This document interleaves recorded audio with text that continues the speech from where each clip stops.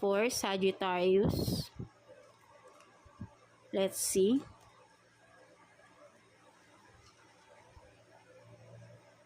So, blowing kiss, no? Unconditional love, giving and receiving, fairness and love, affection, and then love call, expressing love, messages of love, thinking of you, no? So, ang nakikita ko naman dito, no, for some of you, no, possible na paparating, no? Someone will message you, for some of you, na may no contact situation here, right, no?